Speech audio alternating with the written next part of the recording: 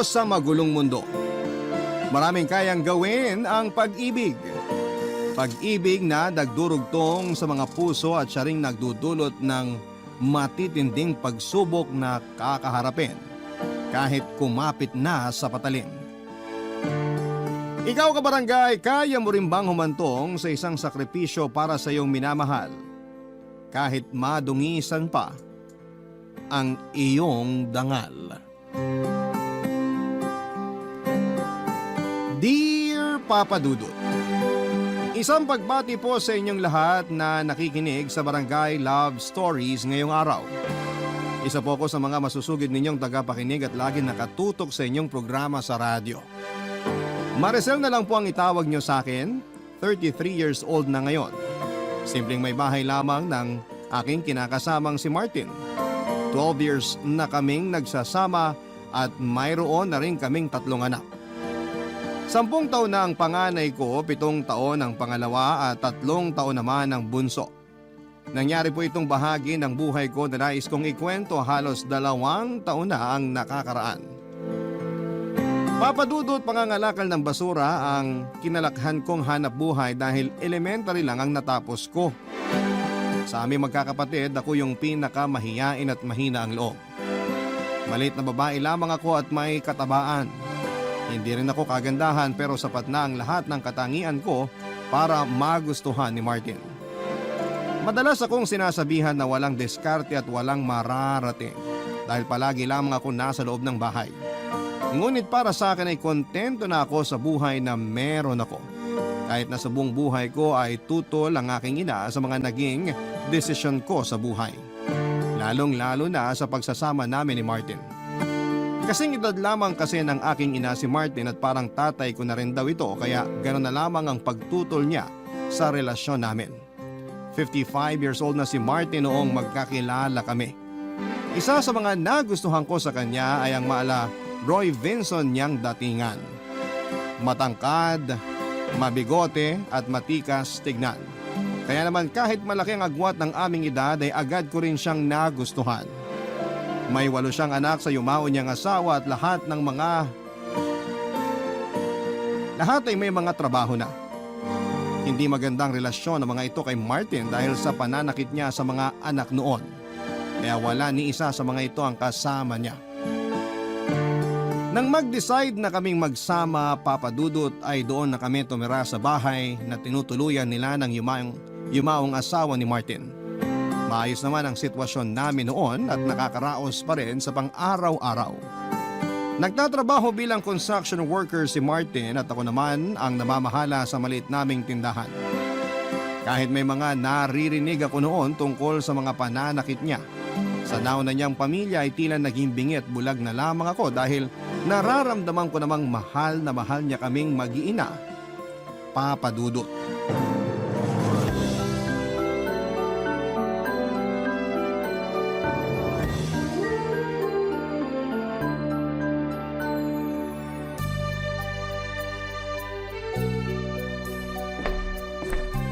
Mahal, matagal pa ba yung niluluto mo? Medyo tomguts na ako eh. Sandali na lang.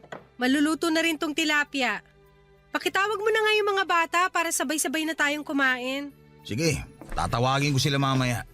O heto na yung tilapia. Teka, gagawa ko ng sausawan. Mas masarap kung may toyo at kalamansing ka-partner to. Naku, sana gumawa ka na kanina habang hinihintay mong maluto tong tilapia. Lalo tuloy ako nagutom nung hinain mo na to sa mesa. Ang sarap oh. Sige na, bibilisan na. Ikaw talaga, gutom ka lang eh. Hindi lang to sa gutom, mahal. Sadyang masarap ka lang talaga magluto. Kaya nga ako nahulog sa'yo, hindi ba? Sus, napaka-bolero mo talaga. Pritong isda lang naman yung ulam natin. Ano ka ba, mahal? Kahit anong putahe pa yan, sasarap talaga kapag dumaan sa mga kamay mo. Pero sa tingin ko, may mas masarap pa rito. Mahal, ano ka ba? Nasa hapagkainan tayo. Tsaka baka marinig tayo ng mga bata. Ikaw kasi, hindi ko tuloy mapigilan ng sarili ko. Ay nako, kumain na tayo. Tawagin mo na yung mga bata. Okay, sige. Ay, siya nga pala. Magsisimula na raw yung gagawin naming eskwelahan sa bayan. Mukhang matagal-tagal bago matapos yun kaya mapapalaki pa natin tong tindahan. Huwag lang sanang maputakti ng utang. Maayos naman ang benta ng tindahan. Kahit papano may kinikita naman tayo sa araw-araw. Pandagdag puhunan din para sa mga susunod na pamimili ko. At saka wala namang ibang umuutang kundi si Maring Seling lang. Ayos lang kung si Siling ang mangungutang. Lingguhan naman sila kung magbayad eh. Isa pa, kasama ko naman sa trabaho ang asawa niya. Good payer yun. Mabuti naman kung ganun. Hindi rin naman basta-basta ang pagbawi ng puhunan. Siya nga pala, inaalok din ako ng bagong lipad dyan sa paupahan sa may kanto. Tinatanong kung gusto ko raw mag-reseller ng dishwashing liquid at mga sabon. Ang kaso, kailangan din malaki-laking puhunan. Hindi pa naman sapat yung perang hawak ko kaya sabi ko sa kanya, sa susunod na lang kapag kumpleto na. Sabihan ko lang daw siya at siya mismo ang o-order online. Malaki raw kasi ang kikitain. Triple ng puhunan. Online? Nako, baka mamaya scammer yan. Hindi naman siguro. Pinapahanap pa nga ako ng ibang interesado maging reseller para mas marami raw kaming aasenso agad dito sa barangay natin. Ang bait niya, di ba? Ay nako, busisiin mo muna yan bago ako magbigay ng pera. Mahirap na. Marami na akong naririnig na scam sa ganyang klase ng negosyo. Sinasabi lang nilang malaking kikitain pero scam naman pala. Ayun, parang nilipad lang ng hangin ang perang pinaghirapan nila. Kahit isang balde pa ng luha ang iluha nila, malabo pa sa sabaw ng pusit na maibalik yung pera. Mabuti na lang pala't sinabi mo yan. Naku, nakakatakot din palang sumubok sa ganyang klase ng negosyo. At saka hindi pa naman nating lubusang kilala yung nag-aalok sa akin. Bago lang dito sa atin Kaya nga huwag ka basta-basta magtitiwala. Pagtutuunan ko na lang siguro ng pansin yung tindahan. Siya nga pala, mahal. Kumusta pala yung mga anak mong nasa Pangasinan? Ay, ewan ko ba sa mga batang yun? Mukhang ayaw talaga akong kausapin. Yung bunso ko lang ang malapit sa akin Oh, may inaasahan ka bang pupunta ngayon dito sa bahay? Wala naman. Ako na magbubukas. Sandali lang. Nay!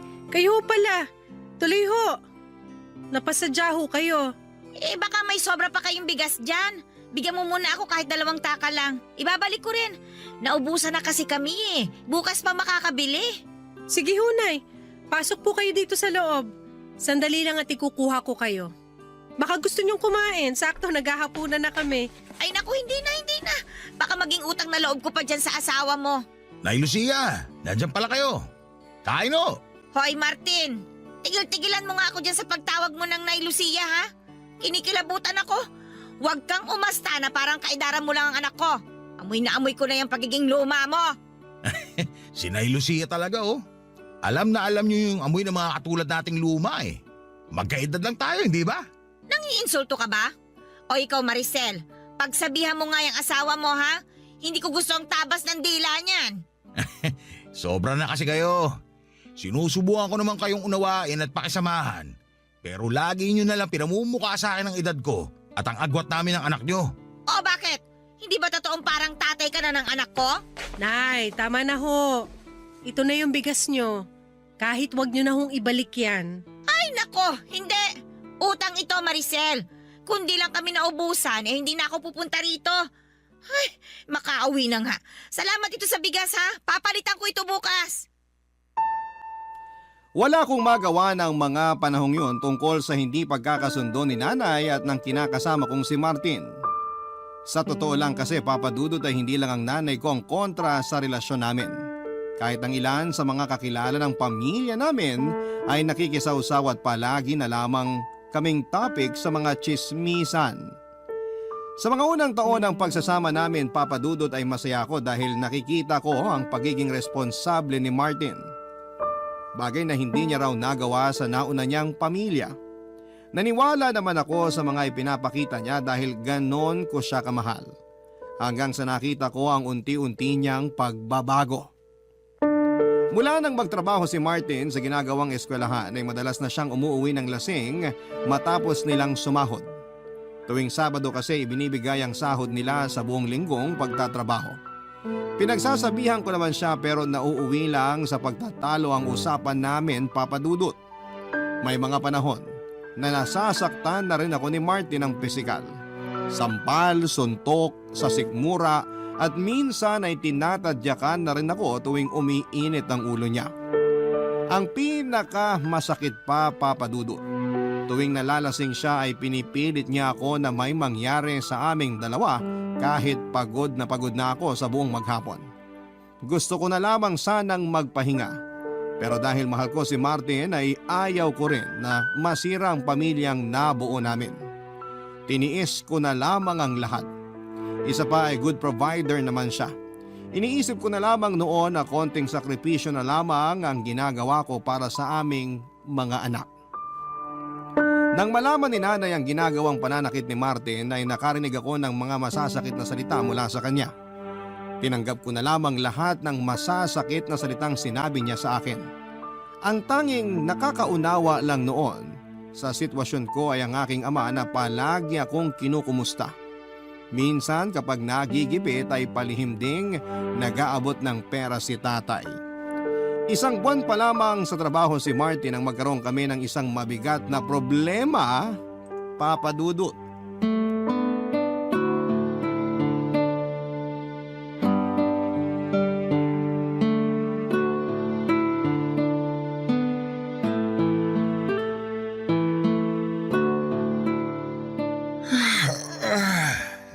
Ay, nakakapagod talaga.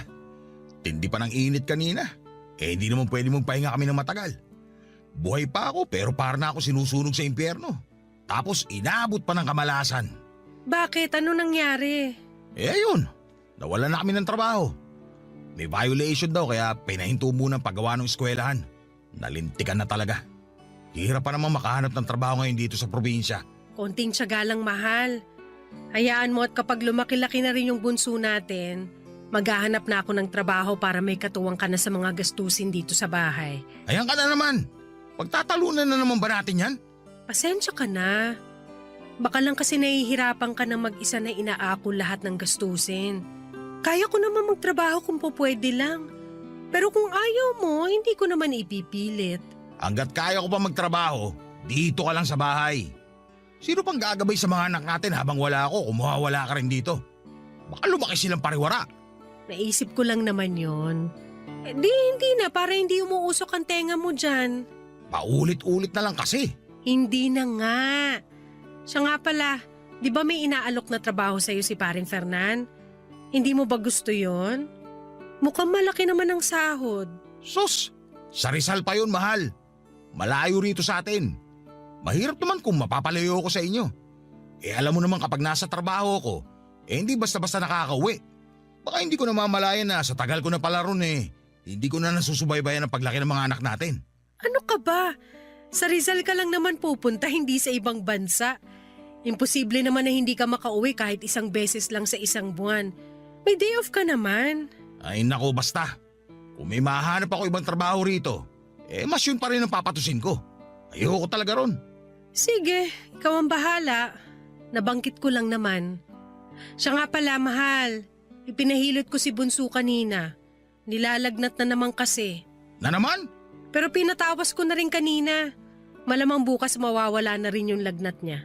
Masyado ka naman nagpapaniwala sa mga tawas-tawas na yan. Dinala mo na ba sa center?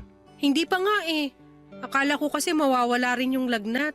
Oh, mataas pa rin ba lagnat? Nawala naman kanina. Teka, titignan ko nga ulit.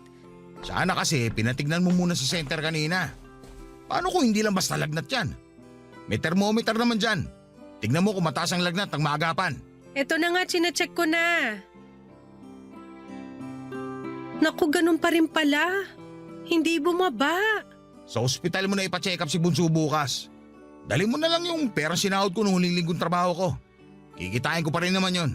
Ang mahalaga, mapatignan sa doktor si Bunso. Sige.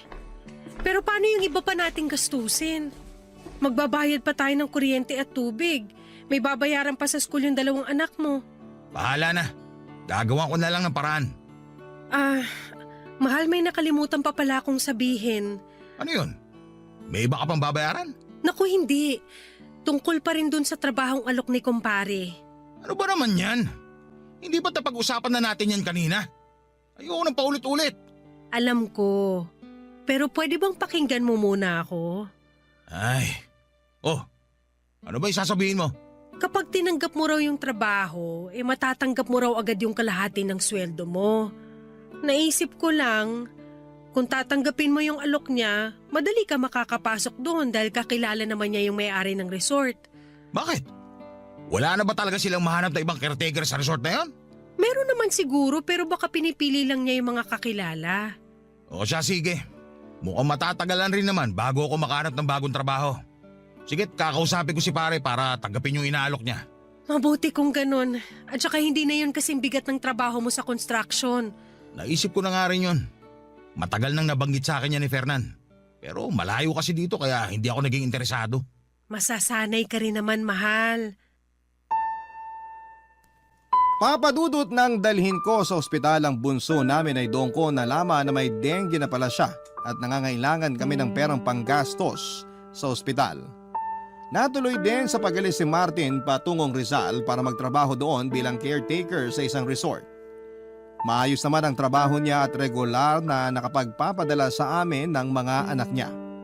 Nang makalabas ng ospital ang bunso namin ay inasikaso ko naman noon ang tindahan namin na matagal-tagal ding walang kinita. Nung una ay hindi ko maiwasang mangulila kay Martin.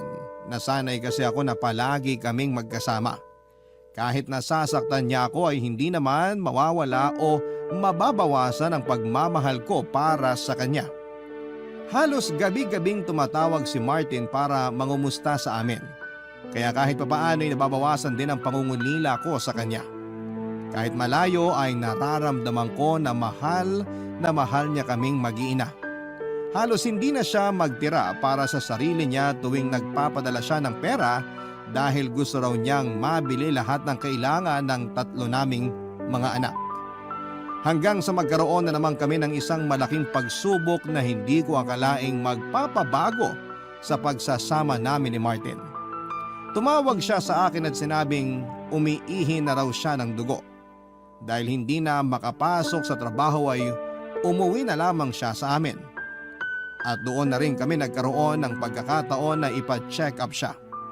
Matapos nga ang ilang pagsusuri sa kanya ay nakitaan siya ng bato sa pantog na 3 cm na ang laki at ayon sa doktor ay nakakailangan ng agarang operasyon upang matanggal ito. Nang mga panahong yon ay hindi ko na alam kung saan pa kukuha ng perang gagastosin namin. Wala na kasing natira sa huling sinahod ni Martin dahil sa check-up pa lamang niya ay napagastos na kami. Kinakailangan din siyang ilipat ng ospital dahil hindi na kaya ng ospital sa amin ang isasagawang operasyon sa kanya. At dahil nga sa desperada na ako noon ay naglakas loob ako na humingi ng tulong sa mga anak sa una ni Martin. Inaasahan ko na ang magiging reaksyon nila dahil batid ko na hindi pa nila kayang patawarin ang kanilang ama. Kaya hindi na rin sumama ang loob ko sa pagtanggi nila na magbigay ng tulong. Mabuti na lamang at may 2 sa kanila ang patagong nagpaabot ng kaunting tulong para sa panggastos naming mag-iina. Labis ko naman po yung ipinagpasalamat. Hindi ko rin inaasahan na ang bunso ni Martin sa una niya ang magpepresentang magbabantay sa ospital. Alam niya raw kasi na walang maiiwan sa 3 kong mga anak. Sa pag-uwi ko papadudot ay hindi ko inaasahan ang paglapit ng kumpare namin na si Fernan upang mag-alok ng tulong matapos malaman ang nangyari kay Martin. 34 years old na nga pala si Fernan ng panahong yon at nagtataka ako kung bakit wala pa rin siyang nobya o asawa kahit nagwapo naman siya. Sa katunayan ay nahahawig siya sa aktor na si Rudy Fernandez, maging ang kanyang pananalita. Yung pormahan pa niya ay laging nakapolo kahit na nasa bahay lang. Nangutang ako sa kanya ng 10,000 pero ang sabi niya ay libre na lamang yon. Laking tuwa ko naman sa kabutihang yon ni kumpare. Sa pag-aakalang libre nga talaga yon. Pero nang malaman kong may kapalit pala ang tulong na ibinigay niya ay tila gumuho ang mundo ko. Hindi ko kasi akalain na ang hihinging kapalit ni Fernan ay isang gabi na magkasama kami. At alam ko rin ang maaaring mangyari sa loob ng isang gabing yun, papadudot. Ni minsan ay hindi sumagi sa isipan ko na magpapagamit ako sa iba para lamang sa pera. Pero dahil wala na akong mahingan pa ng tulong at desperada na ako ng panahon na yon, ay tinanggap ko na lamang ang alok ni Fernan sa ngalan ng pera at para sa aking asawa. Barangay Love Stories. Barangay Love Stories. Papadudot, isang gabi lang ang kapalit ng 10,000 ibinigay ni Fernan. Diring-diri ako sa sarili ko matapos ang gabing yon. At sobra akong nanliit sa sarili ko dahil nagpagamit ako sa kanya sa ganong halaga lamang. Hindi ko magawang matulog ng mahimbing habang naiisip ang nakakadiring haplos niya sa katawan ko. Yun bang pakiramdam ko na kahit ilang ligo ang gawin ko ay hindi na mawawala ang dumi sa katawan ko na dulot ng isang pagkakasala kasama si Fernan. Buong akala ko ay doon na matatapos ang lahat, ngunit tumawag sa akin ang anak ni Martin para sabihin kulang pa raw ang perang una kong naipadala doon. Kinailangan namin kasing ilipat ng ospital si Martin. Sa pagkakataong yon ay sa Batangas na siya dinala, kaya naman sa ikalawang pagkakataon ay nagpagamit ako kay Fernan, kapalit ng parehong halaga. Sa hirap ng sitwasyon namin noon ay hindi ko na inisip ang magiging kahihiyan ko pagkatapos noon. Nang mag-offer pa si Fernan ng kung ano-anong makakatulong sa aming mag-ina ay hindi ko na lamang tinanggihan. Madala siya sa aming bahay at doon na rin nagpapalipas ng gabi. Walang gabi na walang nangyayari sa amin, Papa Dudut. Tipong isang kalabit niya lamang ay alam ko na ang susunod na mangyayari. Doon ko rin natuklasan na hindi lamang likas na mahilig si Fernan kundi may lihim pala siyang pagtingin sa akin noon pa man. Dahil patuloy ako sa pagpapadala ng pera para sa gastusin sa ospital ay nagtaka na noon si nanay kung saan ako kumukuha ng pera. Alam naman niya na wala akong trabaho at matumal na rin ang benta ng maliit naming tindahan lalo't halos hindi na ito nalalamnan. Mula kasi nang mawala ng trabaho si Martin ay hindi na ako muli pang nakapamili. Nahirapan na rin akong maningil kina Celine na malalaki na ang utang sa tindahan namin dahil nagkaroon din sila ng problema. Dahil madalas ding nakikita ni nanay na nagpupunta sa bahay si Fernan ay hindi na niya napigilang magduda. Nagpasya na siya noon na kausapin ako ng masinsinan, Papa Dudut.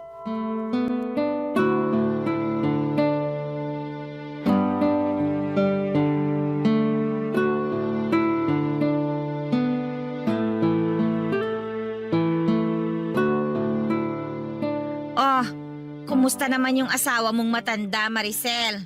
Nay naman, wag naman ho kayong ganyan kay Martin. Na-ospital na nga yung tao. Aba, anong gusto mo? Makipagplastikan ako? Kunwari, alalang-alala ko sa kinakasama mo? Hoy, kilala mo ako, Maricel, ha? Nay, hindi ho yan yung kailangan ko ngayon. Siya, sige. Palilipasin ko muna ang araw na ito na wala akong sasabihing masama tungkol sa kanya.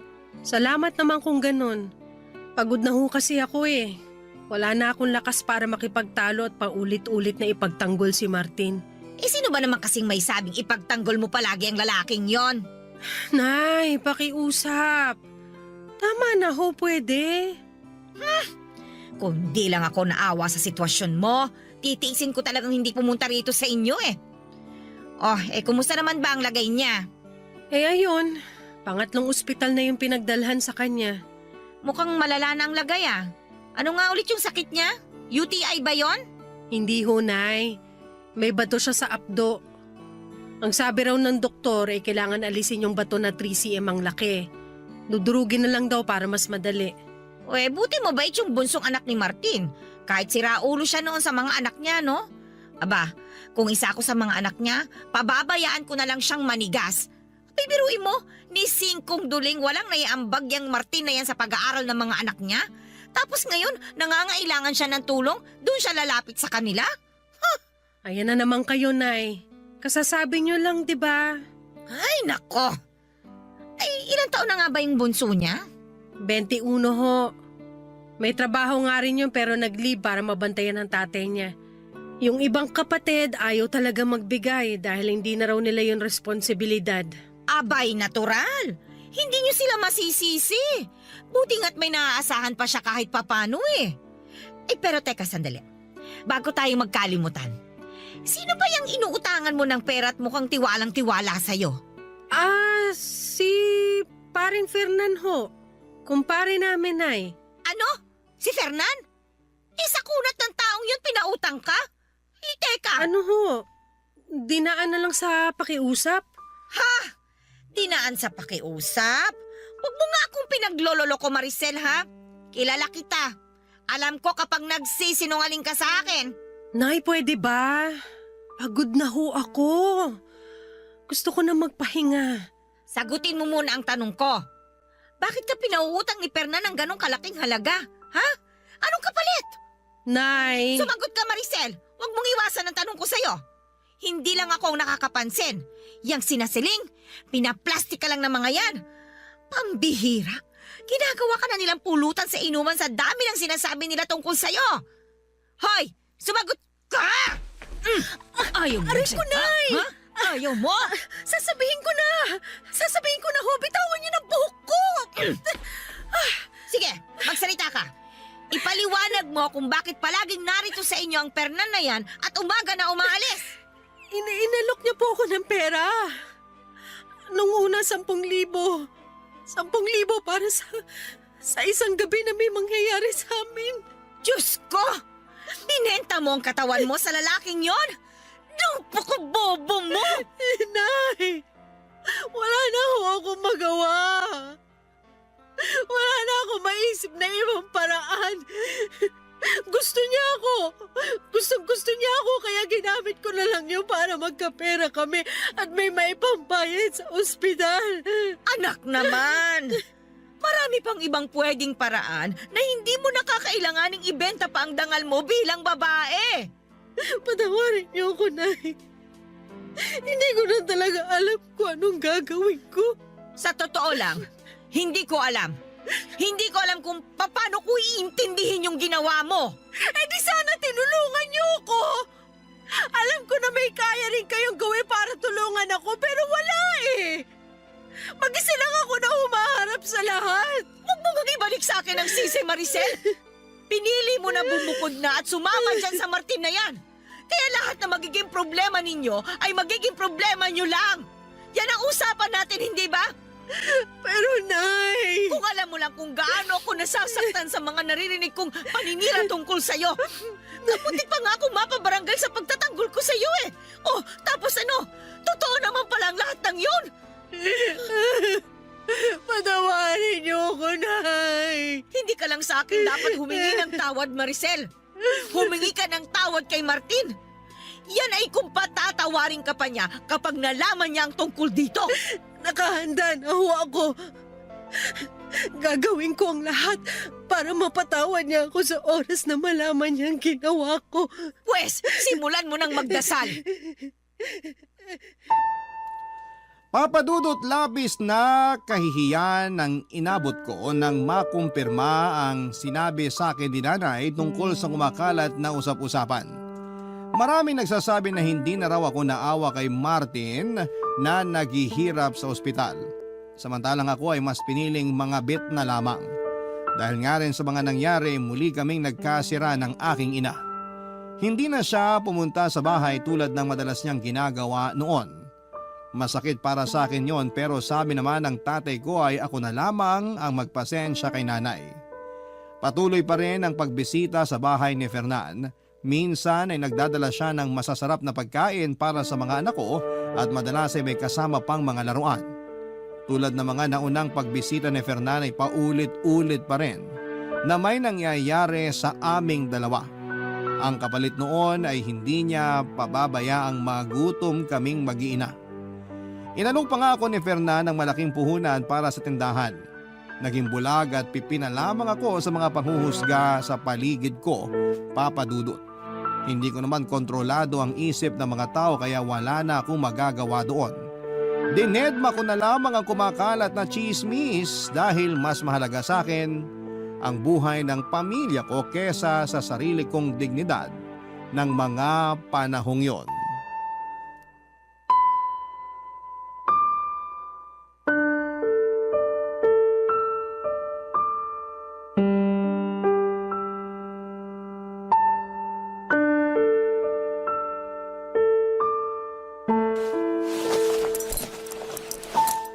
Niligaya mo na naman ako ngayong gabi. Ibang klase ka talaga, Mare. Ang galing mo. Napakaswerte sa'yo ni paring Martin. Hindi mo naman kami pinababayaan kaya dapat lang na masaya ka palagi tuwing pumupunta ka rito.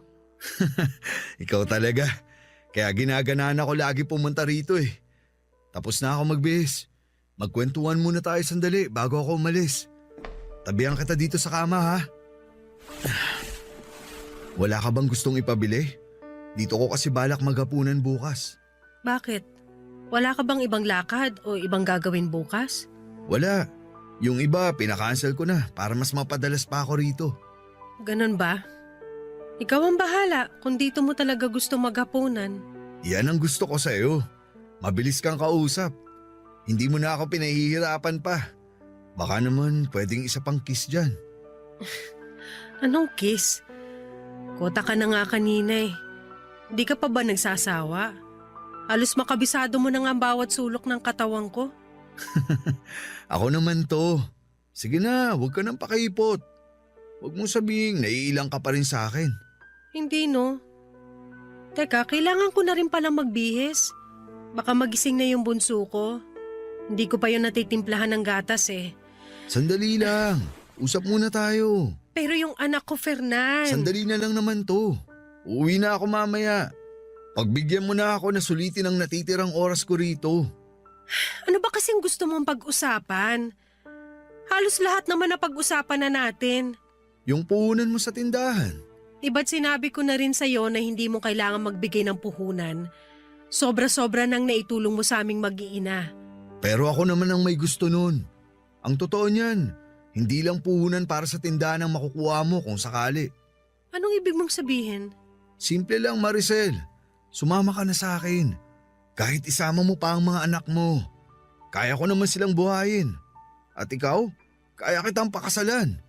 Lahat ng meron ako, magiging sayo. Ano? Nababaliw ka na ba? Hindi yan kasama sa usapan natin, Fernan. Alam ko. Kaya nga inaalok kita ngayon. Iwan mo na ang asawa mo. Wala ka namang ibang mararanasan kundi hirap kapag siya ang kasama mo. At sino ka sa tingin mo para pakinggan ko ang sinasabi mo? Sa nanay ko nga pinaglaban ko si Martin tapos ikaw? Gusto mo na iwan ko siya para sa'yo? Desperada lang ako pero hindi pa ako nasisiraan ng ulo. Aba, at talagang ikaw pa ang mag-iinarte ngayon? Bakit? Akala mo ba sobrang ganda mo para kabaliwan ka? Mukha ka ng tuyot nang makuha kita. Pasalamat ka nga't nagtyaga pa ako sa'yo at nagbayad ng halagang sobra-sobra pa para ibayad sa karakas mong babae ka! Hayop ka? Ang kapal na mukha mo! Serbisyo ko lang ang binayaran mo at hindi yung buong pagkatao ko! Kaya wala kang karapatan na sabihin ako ng ganyan! Hoy Maricel, pwede ba huwag kang pa-virgin dyan? Matanda nga, pinatos mo. Tapos ako na higit na mas bata at kayang-kayang ibigay ang luho mo. Hindi mo pagbibigyan. Alam mo kung bakit? Dahil walang matinong babae ang magtsatsaga sa'yo. Maaaring papatulang ka lang dahil sa pera mo pero walang magkakagusto sa taong katulad mo, Fernan! Manahimik ka! Dami mong sinasabi! Pagkatapos mong pakinabangan ng pera ko, gaganyanin mo ako! Pwes, hindi ka magiging kawalan sa akin! Dahil kaya ko magbayad ng babaeng higit pa sa'yo! Kung ganun, ano bang ginagawa mo rito? Umalis ka na! Ako pa ngayon ang ipinagtatabuyan mo? Samantalang sa amin ni Martin, mas may silbi ako. Mas kaya kitang buhayin kaysa sa kanya. Ewan ko nga't bakit ang hina niyang kukote mo eh. Huwag mong ikukumpara sa'yo si Martin. Dahil siya, hindi na kailangan ng pera para magustuhan siya at mahalin.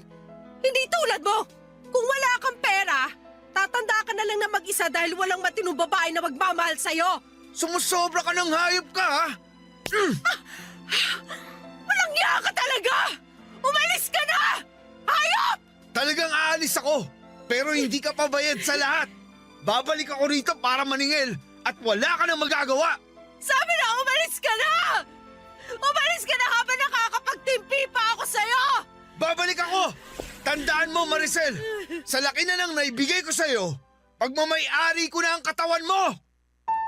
Papadudot labis kong pinagsisihan ang ginawa kong pagpapakababa ng pagkatao kay Fernan ng dahil sa pera.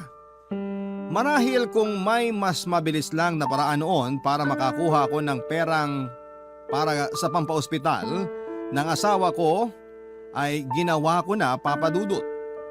Batid ko na maraming mga kabarangay ang maiinis sa akin dahil sa mga sinasabi kong ito.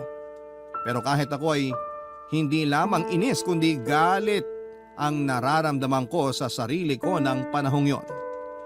Sinubukan ko makipag-ayos sa aking ina at humingi ng payo sa kanya kung ano ang dapat kong gawin kahit na alam kong imposible nang matakasan ang nagawa kong pagkakasala hanggang sa panahong yon ay umiiral kasi ang pagiging mahina ng loob ko. Sa kabila ng naging pagtatalo namin ni Fernan at palitan ng mga masasakit na salita ay pumupunta pa rin siya sa bahay ngunit tuwing gabi na lamang. Katwiran niya ay kasama pa rin yon sa mga naibigay niyang pera. Papa Dudut, may isang gabi na naabutan kami ni nanay sa kusina. Sakto pa noon na may ginagawa si Fernan sa akin. Galit na galit si nanay at agad na pinalaya si Fernan. Binantaan niya ito para tuluyan na akong tigilan. Sinabi naman ni Fernan na babawiin niya ang perang ibinigay niya sa akin pero silang dalawa na ni nanay ang nag-usap tungkol doon. Lumipas nga, Papa Dudut, ang mga araw at hindi na nagpakita sa akin si Fernan. Tila nabunuta naman ako ng tinik dahil ni sa panaginip, Papa Dudut, ay hindi ko gugustuhin pang makita siya. Barangay Love Stories. Barangay Love Stories. Mahigit isang buwan ding nagpapagamot si Martin, Papa Dudut, bago siya nakauwi sa amin upang doon na lamang lubusang magpagaling. Masaya ako sa pagbabalik niya pero hindi mawala sa akin ang takot. Sakaling malaman na niya ang tungkol sa namamagitan sa amin ni Fernan. Alam ko na hindi malabong makarating sa kanya ang mga nangyari dahil kalat na ang chismis sa barangay namin. Napansin naman ni Martin ang pagbabago sa mga kinikilos ko kaya minsan ay nagtatanong siya kung meron daw ba akong problema. Pero syempre ay nanatiling tikom ang bibig ko, Papa Dudut. Yon ay kahit inuusig na ako ng konsensya ko sa paglilihim kay Martin at sa pagpapagamit sa ibang lalaki na kumpare pa naming dalawa. Hanggang sa may nabanggit kay Martin ang panganay naming anak na madalas sa bahay si Fernan noong nasa ospital pa siya. Labis ang kaba ko noon dahil akala ko ay mabibisto na niya ako.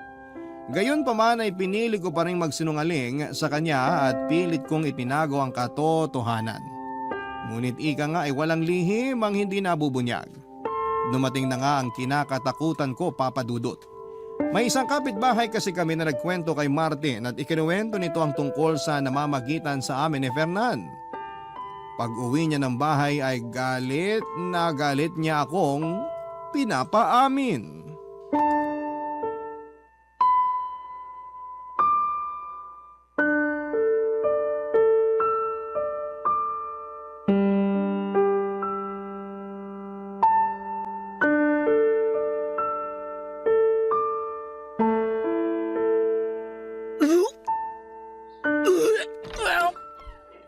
Maricel, ano nangyayari? Bakit ka nagsusuka? Hindi ko alam. May nakain niya hata ako. May nakain? O baka naman ikaw nagpakain? Ano bang pinagsasasabi mo dyan, Martin? Masama ang pakiramdam ko. Nahihilo ako tsaka... Nahihilot, nagsusuka? Eh baka naman buntis ka. Ano? Nagbunga na ba? Martin, Bakit? Akala mo ba hindi ko malalaman? May nakapagsabi sa akin, Maricel. mas naniniwala ka pa ba sa kanila kaysa sa akin? Malay mo ba kung sinisiraan lang nila ako? Ano ba naman, Maricel? Hindi ka pa rin ba aamin? Kalat na dito sa atin ang ginagawa niyong kababuhay ni Fernan habang nandun ako sa ospital. Hindi totoo yan. Sinisiraan lang nila ako. Yung pagpunta rito ni Fernan, walang ibig sabihin yun. Nagmamalasakit lang yung tao. Tapos yung mga kapitbahay naman natin masyadong malisyoso at malisyosa. Halos araw-araw nandito si Fernan tapos nagmamalasakit lang. Ayop na malasakit yan. Inaabot hanggang kinabukasan? Ano, Maricel? Masarap ba magmalasakit si Fernan? Damang-dama mo ba? Kita mo na? Hindi ka mapagsalita ngayon. Totoo, di ba?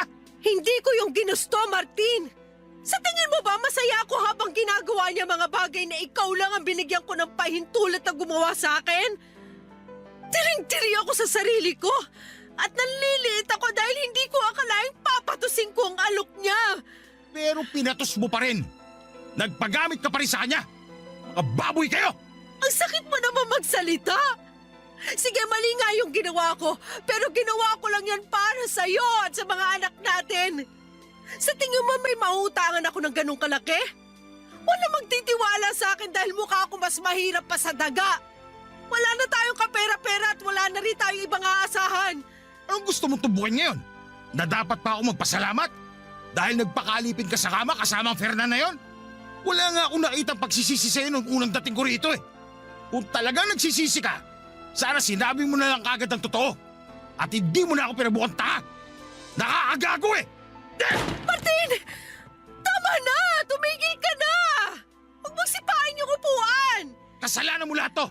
Kung hindi ka lumandi kay Fernan, hindi ito mangyayari. Sinabi ko naman sa'yo, di ba? Hindi ko ginusto yon. At wala rin kaming relasyon ni Fernan. Ah, ganon? Wala nga ba talaga? Kilala ko ang lalaking yun, Maricel. Umamin ka nga. Ilang beses na may nangyari sa inyo ni Fernan? 5? O baka higit pa? Hindi ka na nahiya sa mga anak natin? Ang babata pa nila, pero nakikita nila dito na kinakalantari ka na ibang lalaki. Hindi ko hinayaan makita ng mga bata yon. At ano? Dapat ko ba ikatuwa na hindi mo naman pala pinapakita sa kanila ang kababuyan nyo? Hindi yun ang ibig kong sabihin. Pero wala eh. Kahit naman yata anong sabihin ko, baliwala rin sa'yo. Unawain mo rin naman ako. Masisisi mo ba ako, Maricel? Ni hindi ko nga kayang isipin na may nangyayari sa inyo ni Fernan sa bawat gabi na nangungulila ako sa inyong mag-iina. Sige nga. Kung hindi ko ginawa yon, sino bang tutulong sa atin? Lahat ang nilapitan ko. Halos magmakaawa na rin ako sa mga kapatid mo pero wala ni isa sa kanila nagpaabot ng tulong. Sobrang hirap, Martin! Huwag mo nang ipilit na tama ang ginawa mo. Malandi ka! Isipin mo na ang gusto mong isipin, pero mas gugustuhin ko pa magpagamit sa iba kaysa mamatay sa gutom ang mga anak natin! Pambihira ka naman, Maricel. Alam ko na ginawa mo lang yun para sa akin. Pero mas gugustuhin ko pa maghirap kaysa gawin ka kasangkapan ng ibang tao para sa makamundong pagnanasa. Yun ang hindi ko matatanggap. Maniwala ka, Martin! Hindi ko ginusto yun! Naging desperado lang talaga ako dahil agarang operasyon ang kailangan mo noon. Ganon kita kamahal. Pinagaling nga ako ng perang galing kay Fernan. Pero alam mo, itong puso ko naman ang binigyan mo ng sakit. Umalis ka na rito. Ayoko na makita ang pagbumukha mo. Huwag, Martin. Huwag mo naman gawin sa akin to. Yung mga anak natin, paano sila? Kailangan nila ako. Pakiusap, huwag mo naman paabutin sa ganito. Buo na ang desisyon ko, Maricel. Lumayas ka sa pamamahay ko! Isasama ko ang mga bata. Wala kang isasama ni isa sa kanila! Napapaliw ka na ba? Kailangan ako ng bunso natin. Kung paalisin mo ako rito, isasama ko siya. Hindi ko hayaang mapabayaan ang bunso natin ang dahil siya sa galit mo. Labas! Lumayas ka at huwag na huwag kang babalik pa rito! Oy, teka, ano ba nangyayari dito? Bakit hindi mo tanongin yung malandi mong anak? Ha! Teka! Siguradong alam mo na ang tungkol doon. Baka nga ikaw pa mismo nagtulak sa anak mo na landiin si Fernan dahil alam ko hindi mo ako gusto para sa kanya! Tatanga-tanga ka pala eh. Anong akala mo sa akin, bugaw? Hoy Martin ha, baka nakakalimutan mo. Kung hindi dahil sa anak ko, baka pinaglalamayan ka na ngayon. At talagang kinukonsinti mo pa tong anak mo na tumiyaya sa iba? Yan na pala ngayon ang pamantayan ng pagiging ulirang ina? Tama na! Pakiusap! Tama na! Pagsabihan mo yung ina mong mahilig makisawsaw. Bungangera lang pero wala namang ibubuga. Kala mo kung sino mabuting ina. Huwag mong questionin ang pagiging ina ko. Pwisit ka! Umalis na kayo! Magsama kayo mag-ina! Mga salot! Nay! Huwag niyo na patulan! Sige na! Umalis na lang tayo rito. Pinagtitingin na tayo ng mga tao. Papadudo tila pinagsakluban ako ng langit at lupa nang palayasin ako ni Martin. Naisama ko naman noon ang bunso naming anak. Dahil naisip din ni Martin na hindi niya kakayanin ang pag-aalaga sa bunso namin. Lalo't nagpapagaling pa siya. Ang dalawang anak namin ay naiwan sa kanya. Pansamantala akong nakituloy sa mga magulang ko habang naghahanap ng mapapasukang trabaho. Dahil napatawad na ako ni nanay at likas namang maunawain si tatay, ay walang naging problema ang pagtuloy ko sa kanila. Si nanay na rin ang tumulong noon sa akin sa paghahanap ng trabaho sa bayan dahil may mga kakilala naman siyang naghahanap ng tindera sa palengke. Tungkol naman kay Fernan ay wala na akong naging balita pa sa kanya at hindi ko na rin gugustuhin pang malaman ang kahit na ano tungkol sa lalaking yon. Pero nakarating pa rin sa akin ang bali-balitang lumipat na raw ito ng tirahan.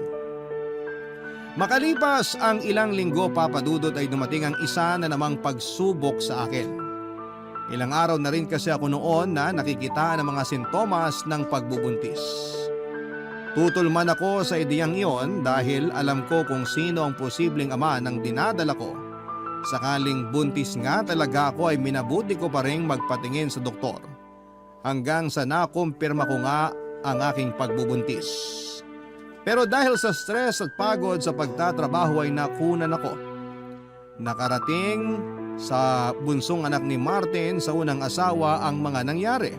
At hindi ko lubos akalain na eto pa mismo ang kukumbinsi kay Martin na makipagbalikan sa akin. Ipinaunawa nito kay Martin ang naging sitwasyon ko noon at lahat ng hirap na dinanas ko bago magkaroon ng perang maipapadala para sa pampahospital niya. Kaya naman nagulat na lamang ako nang may biglang dumating sa bahay ng mga magulang ko.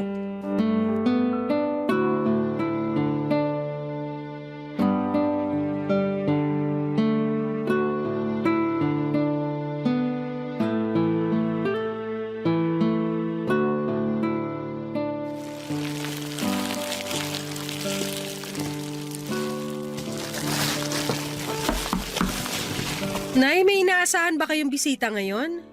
Ginabi na yata. Ha? Sino namang magiging bisita ko ng ganitong oras? Sige, pagbuksan mo na at baka may bibili lang ng kalakal. Sandali lang ho! Pakitignan na lang po itong nire-repack ko maninay. Baka kasi gapangan ng ipis. Ako nang bahala riyan. Sino yan?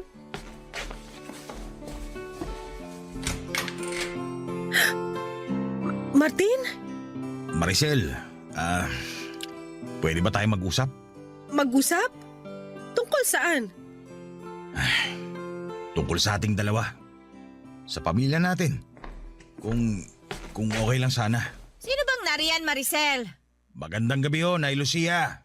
Ay, anak ng teteng, oh. Anong ginagawa ng walang hiyang yan dito? Paalisin mo yan, Maricel, ha? Naaalibadbaran ako sa pagmumukha niyan.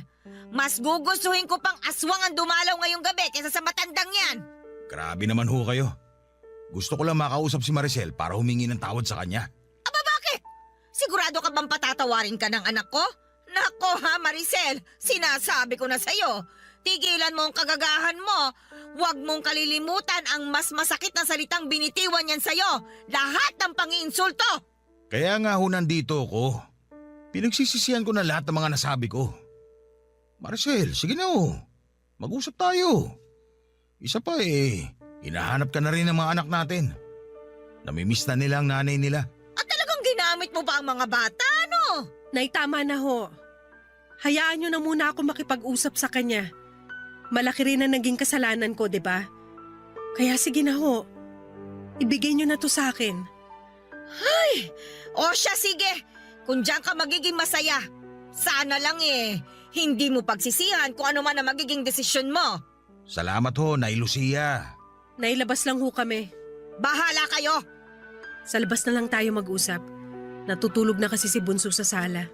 Sige, wala namang problema sa akin kahit saan. Salamat kasi naintindihan mo na rin lahat ng ginawa ko. Hindi ko naman talaga gagawin yon kundi lang tayo kapos sa pera.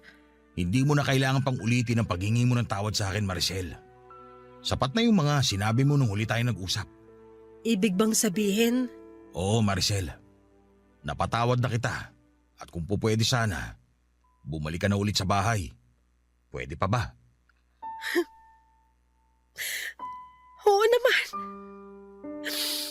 Sino ba naman ako para tumanggi? Walang gabi na hindi ko ipinagdarasal na mapatawad mo na ako at bumalik na sa dati ang samahan nating dalawa. Yung magiging buo ulit ang pamilya natin. Hindi mo na kailangan ipagdasal yun ngayon. Nandito na ako. Kukunin na kita, taalagaan ulit gaya ng dati. Talaga? Hindi ka na ba talaga galit sa akin? Hindi ka nandidiri? Tungkol dyan, pasensya ka na sa lahat ng nasabi ko. Alam kong nasaktan kita ng sobra kaya pinagsisisihan ko yun. Tinatanggap ko naman ang paghingi mo ng tawad. Mahal na mahal kita, Maricel. Mahal na mahal din kita, Martin. Salamat sa pagtanggap mo ulit sa akin. Pangako, hinding-hindi na yun mauulit. Ikaw at ikaw na lang ang magiging lalaki sa buhay ko. Siya nga pala, may trabaho na ako ulit at nakapag-ipon-ipon din ng konti. Sisipagan ko pa para lumaking iniipon kong pera para sa kasal nating dalawa. Talaga? Naku, ikaw talaga. Masyado mo naman agad akong pinasasaya. Yun ay dahil karapat-dapat ka lang napakasalan. Kaya, paano ba yan? Wala nang ibang pwedeng umangkin sa'yo. Ako lang. Tagumpay akong nakabalik sa bahay ni Martin kasama ang bunso naming anak. Napakasaya ng mga anak namin nang muling mabuo ang pamilya namin. Maging ako ay walang pagsidla ng saya dahil sa muling pagtanggap sa akin ni Martin. Ipinakita niya rin ang pagbabago niya sa ikalawang pagkakataon na nagkasama kami sa iisang bubong. Hindi na siya yung dating Martin na mapanakit at lasenggo. Nang magkaroon ng magandang trabaho na inalok sa kanya sa ibang lugar ay tinanggap na niya nang walang pag-aalinlangan. Pumayag naman ang mga anak niya sa unang asawa na ibenta na lamang ang bahay na dati naming tinitirhan bilang tulong na rin sa amin. Si Fernan naman, ang huling balita ko ay nagkaroon daw ng AIDS dahil sa iba't ibang babae na nakakasiping nito. May usap-usapan pa na nagtago na raw ito dahil sa kahihiyan. Sa ngayon, Papa Dudut, ay nakapagpagawa na kami ng bagong bahay at nakapagsimula na rin ang isang maliit na negosyo. Ikinasal na rin kami ni Martin at nadagdagan pa ng isang anak na babae. Palagi rin kaming nakasubaybay sa inyong programa na naging libangan na naming mag-iina, lalong-lalo na naming mag-asawa. Maraming salamat po sa pagbabahagi ninyo sa aking kwento at ganoon din po sa lahat ng mga kabarangay na nakikinig ngayon. Taos-pusong pasasalamat din po sa Barangay LS sa pagbibigay ng pagkakataon sa amin na maitampok ang aming kwento sa Barangay Love Stories. God bless po, Papa Dudut. Ang inyong forever kapuso at kabarangay, Maricel. Nagustuhan ng iyong napakinggan? Ituloy yan via live stream sa www.gmanetwork.com/radio. Barangay LS 97.1 Forever!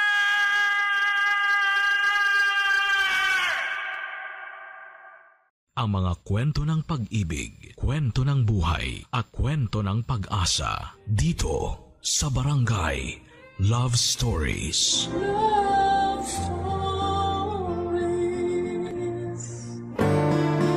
Ang tiwala ang pundasyon ng isang mag-asawa. Para itong salamin na nagbibigay linaw sa kanilang pagsasama, na kapag nabasag ay mahirap nang ibalik pa. Ikaw, kabarangay, paano mo ibabalik sa dati ang isang tiwalang minsan nang nabasag?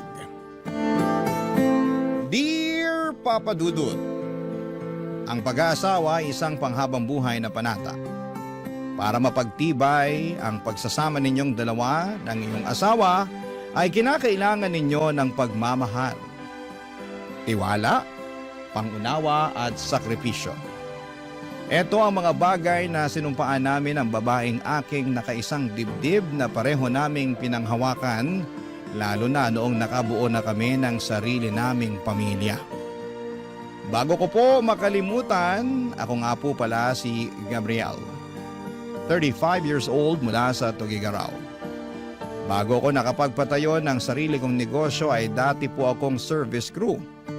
Sa trabaho kong yon ay doon ko nakilala si Monet na nagtatrabaho naman sa isang salon na katapat lang ng fast food na aking pinapasukan. Naging suki naman si Monet dahil kada umaga bago siya pumasok sa trabaho ay lagi siyang bumibili ng kape. Hindi raw kasi pwedeng magsimula ang araw niya ng walang kape, Papa Dudut. Sa araw-araw naming pagkikita mula sa mga simpleng batian at kumustahan ay nakabuo kami ng closeness hanggang sa unti-unti ay nauwi ito sa isang matamis na pag-iibigan. Hindi naman mahirap ibigin si Monet, Papa Dudut, dahil sa kanyang pagiging masiyahin at maalaga. Kahit nga sa mga simpleng bagay ay ramdam ko ang kanyang malasakit hindi lang sa akin kundi pati na rin sa ibang mga tao, Papa Dudut. Ang pag-iibigan naming iyon ay tumagal ng 5 taon hanggang sa hindi inaasahan ay nakatanggap kami ng isang magandang biyaya na dulot ng aming pagmamahalan.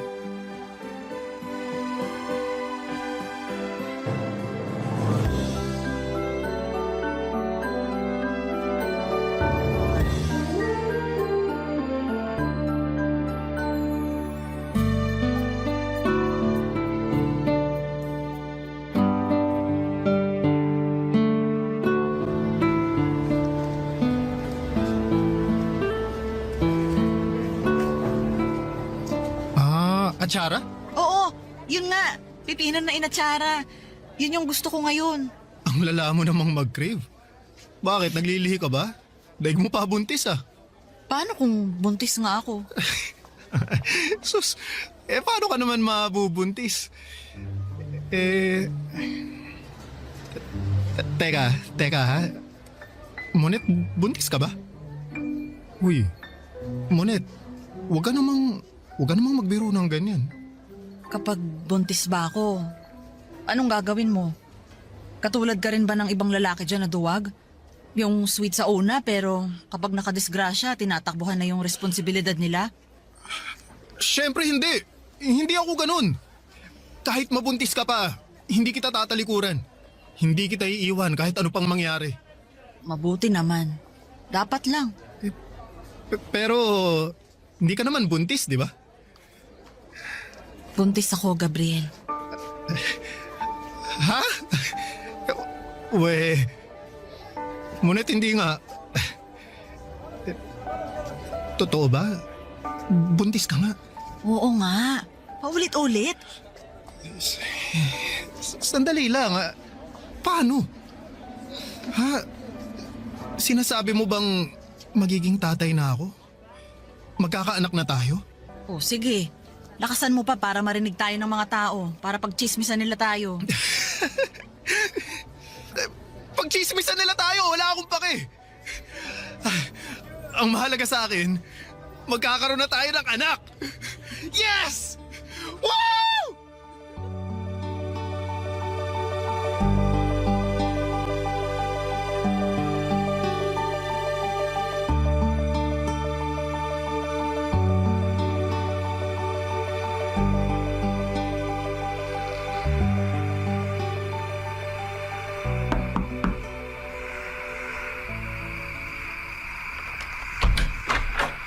Gabriel! Magandang gabi, Monet. Talagang nagbihis ka talaga para sa gabing to, ha? Siyempre naman. Nagdala rin ako ng makakain, oh. Heto, pansit. Salamat. Teka, mag-isa ka lang? Wala ka bang kasama? Busy yung kapatid ko sa trabaho, eh. Hindi niya ako masasamahan ngayon. Tapos si tatay, alam mo namang hindi makakapunta yun kasi bedridden na. Pwede ba yun? Mamamanhikan ka ng mag-isa ka lang? Wala naman sigurong masama, di ba? Ang mahalaga, nandito ako para ipakita sa mama mo kung gaano ako kaseryoso sa'yo. Naku, ewan ko sa'yo. Halika na, pumasok ka na. Kanina ka pa inaantay ni Mama. Sige. Ma, nandito na po si Gabriel. Magandang gabi po, Tita Imelda. Magandang gabi rin. Mag-isa ka lang? Opo nasa trabaho po yung kapatid ko. Gustuhin man niya, hindi na po niya ako masasamahan ngayon. Ganun ba? Siya sige, maupo ka muna. Salamat po. Maiwan ko na po muna kayo ha. Ihahanda ko lang yung dalang pagkain ni Gabriel. Nasabi sa akin ni Monette kung bakit ka na pa rito. Sigurado ka na ba talaga riyan sa desisyon yung dalawa? Opo, pakakasalan ko po ang anak nyo. Kung yun ay pahihintulutan niyo po ako. Sa totoo lang, nung una, hindi ako pabor sa pinaplano niyong dalawa. Wala kayong ipon at kung tutuusin, hindi pa kayo tuluyang nakatatayo sa mga sarili niyong mga paa. Pero ano pa nga bang magagawa ko? Buntis na si Monette. At wala nang ibang direksyon na dapat patunguhan yung pagsasama niyo kundi sa simbahan na.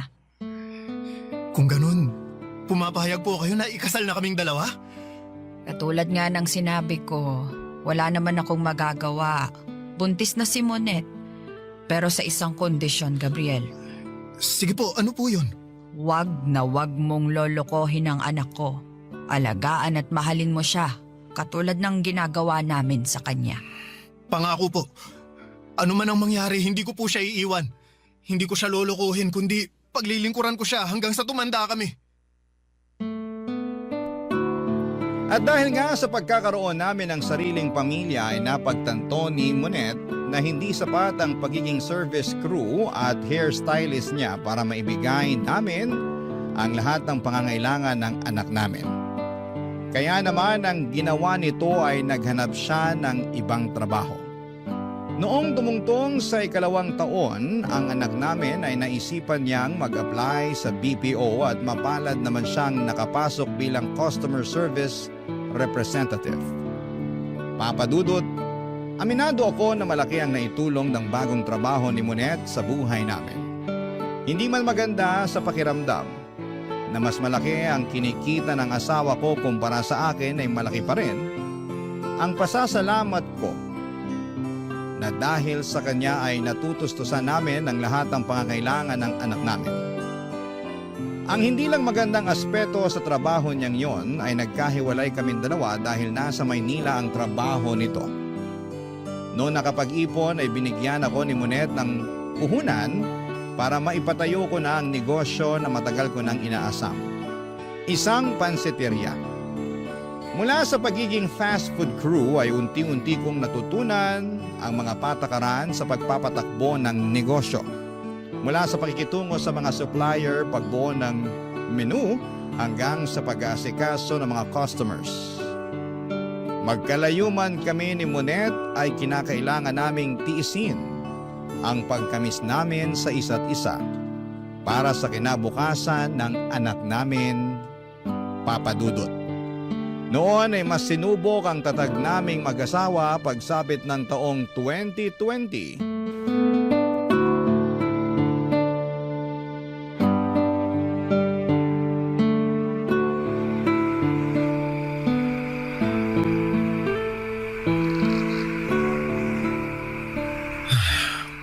Nakauwi na kaya si Monette? Matawagan nga ulit.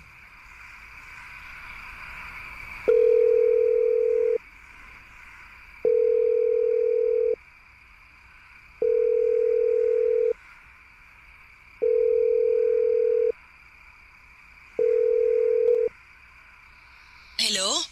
Gabriel? O Monette, mabuti naman sumagot ka na. Kanina pa kita tinatawagan eh. Pasensya ka na ha. Hindi kita masagot kanina. Nasa jeep kasi ako eh. Okay lang. Ano, nakauwi ka na ba sa apartment nyo? Oo. Kararating ko lang. Alam mo ba na nagkakaubusan na ng alcohol at gamot dito sa lugar namin? Hala? Bakit? Dahil nga dun sa virus daw na kumakalat. Yung coronavirus ba? Oo, nakakatakot nga yun eh. Ang sabi, nakapasok na raw yung sakit dito sa Pinas. Oo, kaya nga nag-uunahan na yung mga tao dito na makabili ng alkohol eh. Inabot nga ako kanina ng 2 oras sa grocery para lang dun sa 2 alkohol lang. So far, wala namang ganyan dito sa Maynila. Syempre, maraming bilihan dyan sa inyo. Dito, ilan lang yung mall at saka grocery dito. Baka naman masyado lang kayong OA dyan. Ang sabi naman sa balita, huwag mag-alala eh. Paano hindi mag-aalala yung mga tao bali-balita na magkakaroon daw nung lockdown? Talaga? Wala namang ganyang balita dito ah. Naku, anong wala? Eh, dyan nga ata sa Maynila unang nag-announce na magkakaroon ng quarantine. Hala, totoo ba? Eh, hindi na kasi ako masyadong nakakanood ng balita. Nakakatakot naman. Gano'n na ba talaga kaseryoso? Oo, kalat na kalat yan sa social media. Naku, Munit, umuwi ka na lang kaya muna dito sa probinsya. Gabriel, hindi ko pwedeng iwan yung trabaho ko rito. Mas mahalaga pa ba yan kaysa sa kalusugan mo? Paano kung mahawa ka ng virus dyan? Masyado ka namang nagpapadala sa mga balita. Siguraduhin mo munang totoo yung sinasabi nilang quarantine. Baka mamaya fake news lang pala yan. Alam mo naman ngayon sa social media, nagkalat na ang fake news. Ay, basta mag-iingat ka dyan ha. Magdala ka rin ng alkohol mo at kung maaari, huwag ka munang makihalubilo sa maraming tao. Oo, huwag kang mag-alala. Lagi akong may dalang sanitizer. At saka, Munit, kapag nag-announce sila ng quarantine, umuwi ka na agad dito ha. Oo na. Eh, sige na, maliligo muna ako. Lagkit ko na eh.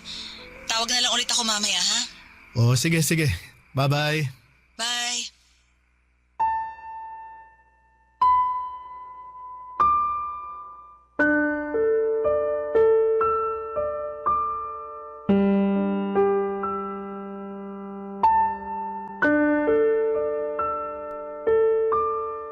At dahil nga sa lockdown ay napilitan akong isarado ang pansitirya ko, Papa Dudut. Ilang buwan na nakaasa lamang kami ng anak ko kay Munet. Linggo-linggo ay nagpapadala siya sa amin ng pang-grocery para may makain kami sa pang-araw-araw. Hanggang sa biglang umusbong ang online selling sa social media. Doon ko na naisipan na magpa-order ng pagkain online. Unti-unti ay nakahanap ako ng mapagkakakitaan.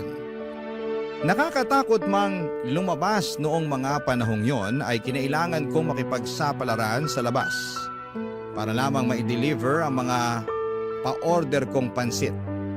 Sa parehong pagkakataon, Papa Dudut, ay hindi nawala ang pag-aalala ko para kay Monet dahil noong mga panahong yon ay mag-isa lamang siya sa Maynila. May kasama naman siya noon sa tinitirhan niyang apartment pero bago pa man ang lockdown ay nakauwi agad ito sa kanilang probinsya kaya naiwang mag-isa doon si Munet.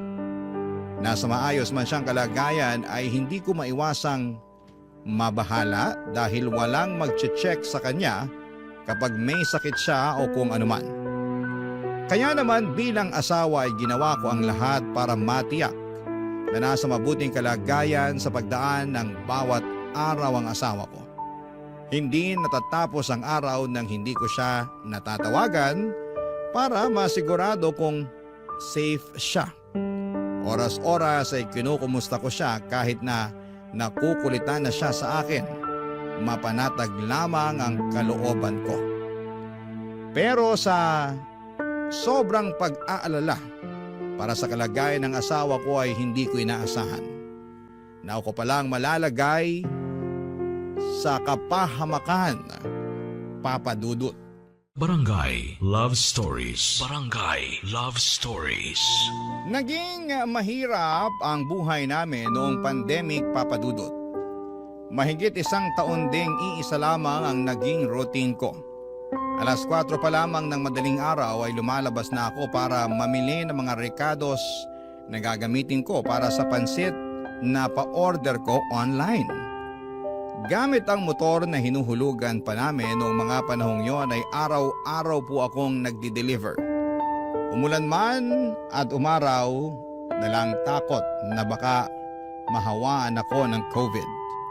Pagsapit ng gabi ay naglalaan kami ni Monet ng oras para sa isa't isa para naman kahit papaano ay mapanatili naming maayos at matatag ang relasyon namin. Kahit nga wala na kaming napag-uusapan ay kung ano-ano na lamang ang ginagawa namin para maaliw namin ang isa't isa. May punto noon na sabay kaming nanonood ng pelikula o di kaya ay naglalaro ng online games. Sa mga simpleng paraan na yon, hindi namin napapabayaan ang aming relasyon bilang mag-asawa.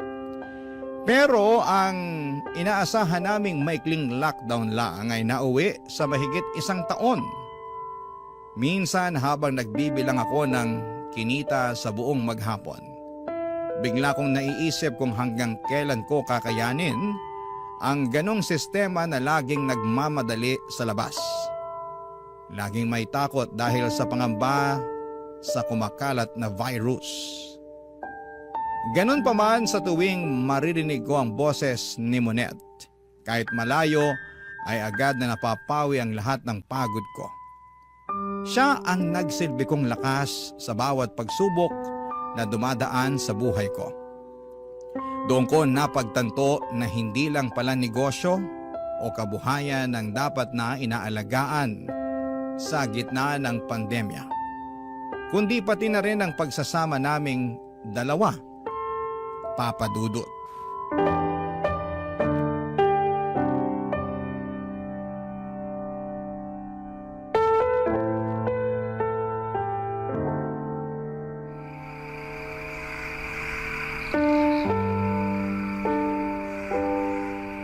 Mabuti na lang, pinayagan kayong mag-work from home no? Oo nga eh. Walang choice yung company namin kasi bawal lumabas. Kaysa tumigil sa operation, dinala na lang nila yung trabaho sa bahay. Pero at least, kumikita pa rin. Ako, yung pansiteria ko, inaagyaw na dun.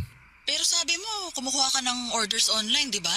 Oo, may mga mangilan-ngilan namang umu-order sa akin. Pero syempre, hindi na katulad ng dati yung kinikita ko kasi kailangan ko pang mag-deliver. Ang mahal ng gas. Bakit kasi hindi ka maningil ng delivery fee? Yung free delivery na nga lang yung dahilan kung bakit may mga customer pa ako Maniningil pa. O siya, basta mag-ingat lang kayo dyan ha. Paakyat pa rin ang paakyat yung kaso ng COVID ngayon nakakatakot. Oo, nag-iingat naman ako.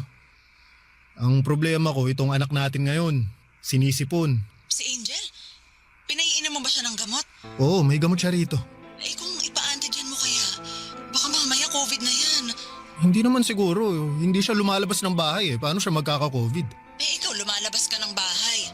Hindi mo lang alam, baka carrier ka na pala ng virus tapos nakuha ng anak mo. Wala naman akong sipon. Kahit na. May tinatawag tayong asymptomatic. Yung may virus pero walang sintomas. Sige. Sige, ipapa-antigen test ko siya bukas para masigurado. Sige. Pati ikaw na rin, ha?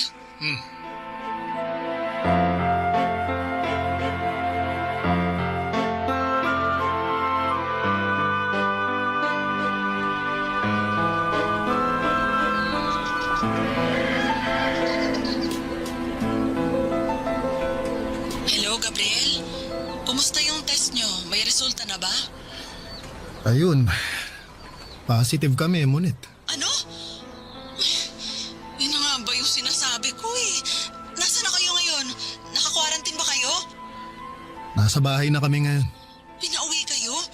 Hindi nyo ba kailangan mag-quarantine? Mild lang naman daw yung sintomas namin kaya pinayagan nila kaming mag-quarantine dito sa bahay.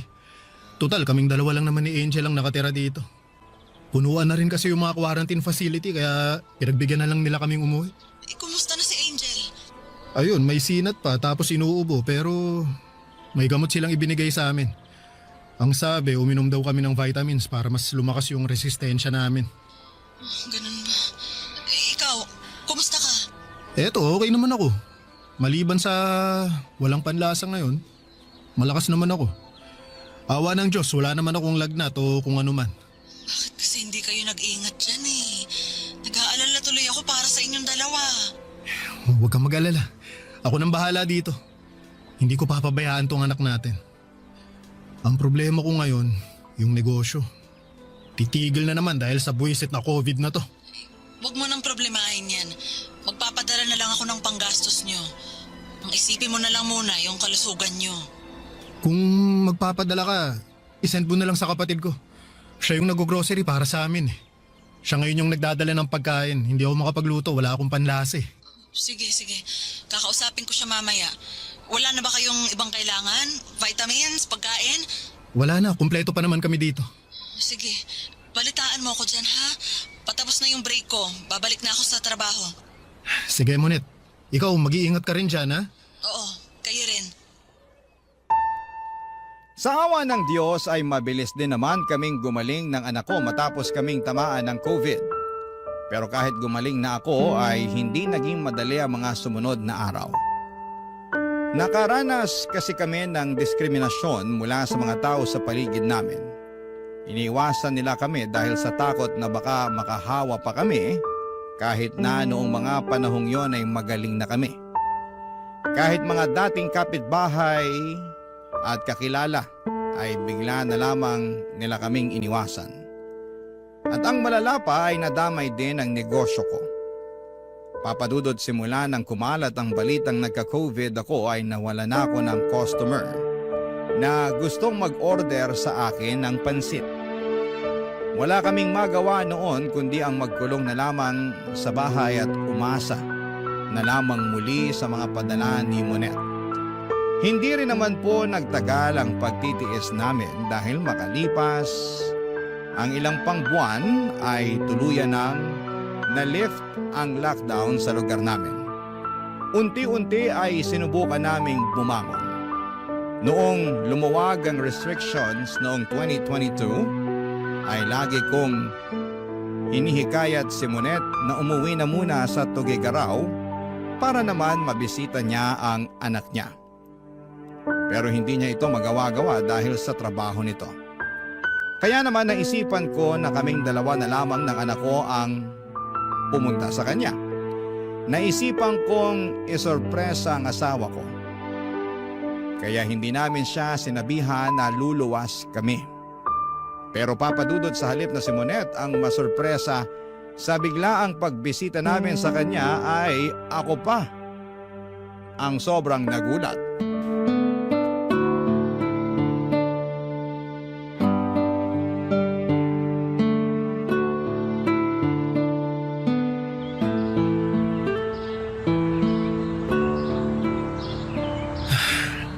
Ito na yata yung apartment ng mama mo. Angel, pagkabukas ng pinto, sigaw ka ng surprise ha? Opo, Papa.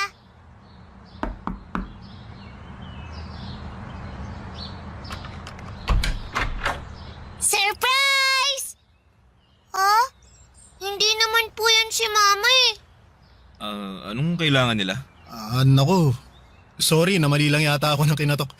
Pasensya na, akala ko ito yung apartment ni Monet eh. Ito nga yung apartment ni Monet.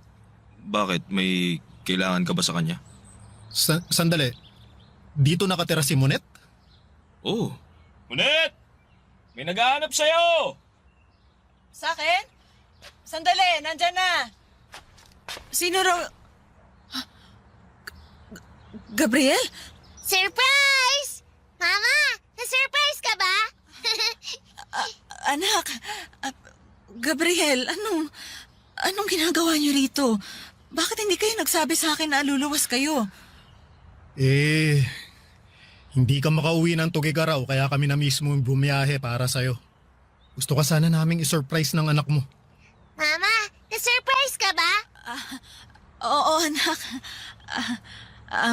Sandali lang ha. Leandro, doon ka muna sa loob, please. Sige, maiwan ko muna kayo. Gabriel, sana nagsabi kayo na luluwas pala kayo para nakapaganda ako. Sino yung lalaking yun? Akala ko ba mag-isa ka lang dito sa apartment mo? Si ano yon? Si Leandro, katrabaho ko. Binisita lang niya ako kasi may nagpapatulong ako dun sa laptop ko. Nagka-problema kasi. Inaayos lang niya. Inaayos niya yung laptop mo na ang suot lang, naka-boxers. Halos wala nang saplot yung kasama mo sa apartment. Sasabihin mo sa akin inaayos niya lang yung laptop mo? Pinaglululoko mo ba ako, Monet? Gabriel, magpapaliwanag ako. Lalaki mo ba yun, ha? Huwag naman dito sa harap ni Angel. Mag-usap tayo ng pribado. Sagutin mo ako. Lalaki mo ba yun? Gabriel! Ayaw mo sumagot? Pwes ako magtatanong sa kanya. Gabriel, sandali lang. Nasaan siya, ha? Monet, may problema ba? Ikaw? Sino ka, ha? Anong ginagawa mo dito sa apartment ng asawa ko? Pare, relax ka lang. Anong relax? Nakatayo ka rito sa harap ko na halos wala ka ng suot? Sasabihin mo mag-relax ako? Sagutin mo yung tanong ko. Sino ka? Gabriel naman, huminahong ka, naririnig ka ng anak mo. May relasyon ba kayo? Ano? Gabriel, Kung ano man yung iniisip mo, nagkakamali ka. Pwes ano? Mas mabuting sabihin mo na sa kanyang totoo, Monet. Wala na tayong takas eh. Bistado na tayo. Leandro, tumigil ka nga dyan. Huwag ka na nga makialam dito. Nagsasama na kami ni Monet. Yun ang totoo. Leandro! Walang hiya ka. Kaya pala ayaw mong umuwi sa Tugigaraw, may iba ka na palang kinakasama dito? Kailan pa? Ha? Kailan mo pa ako niloloko? Simula nung nagkaanak kami. Leandro, tama na please. May anak kayo? Gabriel, I'm sorry. Angel, halika na. Umuwi na tayo, Angel. Halika na. Papadudot ng araw ding yon ay bumalik agad ako sa Tugigaraw kasama ang anak namin. Buong biyahe ay pinipigilan kong umiyak. Gusto kong maging matatag para kay Angel pero sa bawat tahimik na sandali ng biyahe, naririnig ko ang tibok ng puso kong durog na durog. Pagdating sa probinsya ay paulit-ulit akong tinatawagan ni Monet. Nang mga panahong yon dahil sa galit ay hindi ko pa magawang sagutin ang tawag nito. Wala pa akong lakas ng loob na marinig muli ang boses niya. Kahit wasak na ang loob ko ay itinago ko sa mga kaibigan at kamag-anak namin ang totoong mga nangyari. Ayaw kong kaawaan ako ng mga tao. Ayaw ko ring husgahan si Monet ng iba. At higit sa lahat ay ayaw kong pagpiestahan ng mga tao ang buhay namin. Sa halip ay tinuong ko na lamang ang sarili ko sa muling pagpapatakbo ng aking pansiteria. Hindi ko na maatim na tumanggap pa ako ng kahit na anong kusing mula kay Monet. Kaya napilitan po akong umutang para lamang makapagsimulang muli. Sa awa naman ng Diyos ay unti-unti ring bumalik ang mga suki ko. Mahirap man ang pinagdaanan ko noon ay pinilit kong isantabi ang nararamdaman ko para sa anak ko.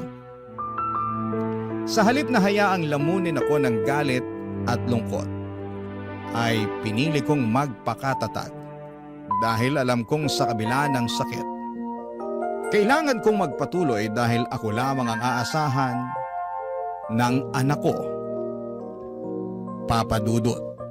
Barangay Love Stories. Barangay Love Stories. Noong napayagan si Monet na magkaroon ng hybrid work setup ay agad-agad siyang umuwi sa probinsya. Ang sabi niya ay gusto niya makipag-usap sa akin at ayusin ang lahat. Ngunit pagdating niya ay naging malamig na ako sa kanya, Papa Dudut. Hindi ko siya kinibo at hindi ko siya kinausap. Sa totoo lang ay hindi ko pa rin lubos maisip kung paano ko siya mapapatawad sa ginawa niya sa akin.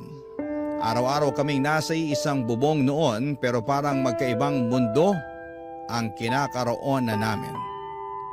Kung dati puno ng tawanan at kwentuhan ang bahay, noong panahon na yon ay puro katahimikan ang bumabalot sa pagitan namin. Ramdam ng bawat isa ang bigat ng hangin. At sa tuwing sinusubukan niyang lumapit ay ako naman ang lumalayo, Papa Dudut. At dahil nga sa sama ng loob ay unti-unti akong natutong uminom. Sa umpisa ay isang baso lamang para pampatulog. Pero habang tumatagal ay naging sandalan ko na ang alak sa tuwing bumabalik sa isipan ko ang mga eksenang ayaw ko nang maalala. May mga gabi pa nga na sa mismong pansiteria na ako natutulog. Hindi dahil sa pagod, kundi dahil ayaw kong makita si Monet, Papa Dudut.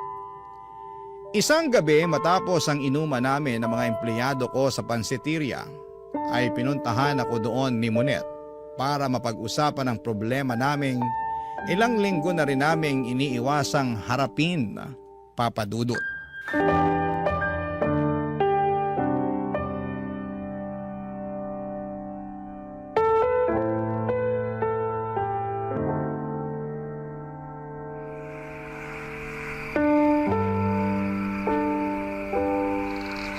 Hanggang kailan tayo magiging ganito?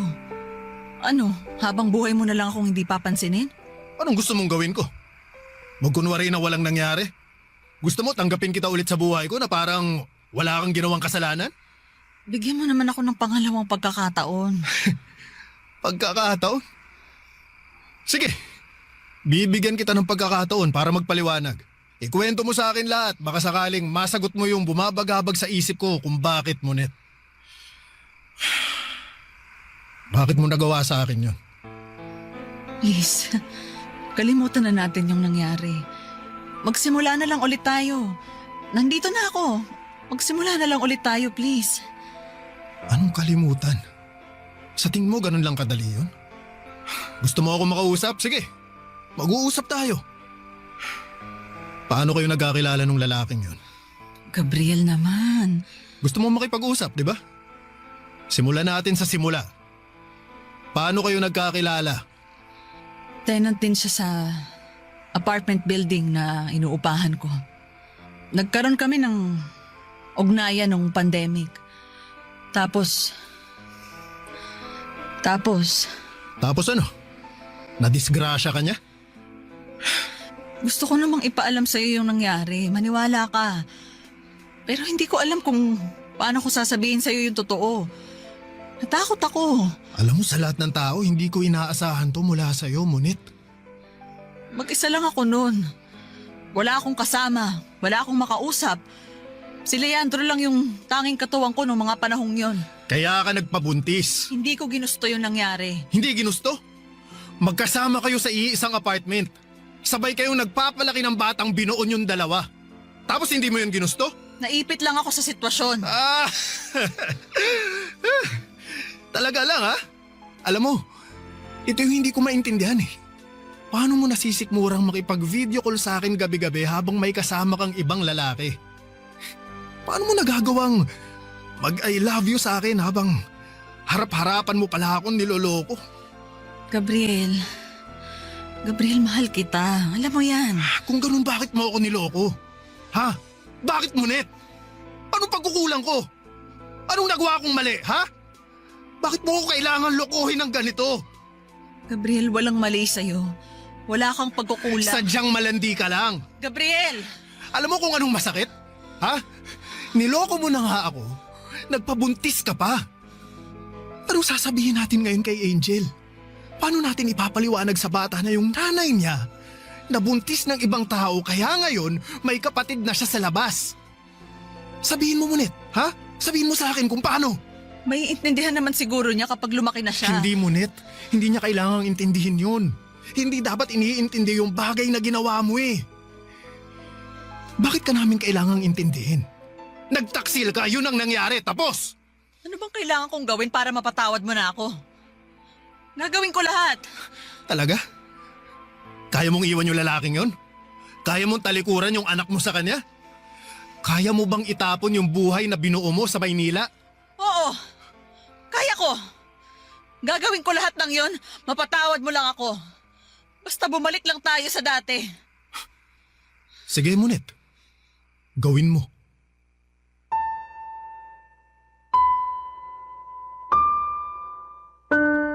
Matapos ng gabing yon sa pansiteria ay nagsimulang ipakita ni Monet ang pagsisisi mula sa kasalanang ginawa niya. Bumawi siya sa amin at pinatunayan niya na sincero siya sa paghingi ng tawad. Nag-resign na siya sa trabaho at tinalikuran niya ang mga kaibigan at bagong pamilya na binuo niya para lamang patunayang nagsisisi na siya sa mga nagawa niyang kasalanan noon. At katulad nga ng napag-usapan namin ay binigyan ko si Monet ng pangalawang pagkakataon. Sinubukan kong ibalik ang lahat ng tiwala, ang respeto at pagmamahal. Pero papadudot. Kahit na anong gawin ko ay hindi ko magawang tingnan si Monet sa parehong paraan. Tuwing magkatabi kami sa kama ay paulit-ulit na pumapasok sa isipan ko ang lalaking kinakasama nito sa Maynila.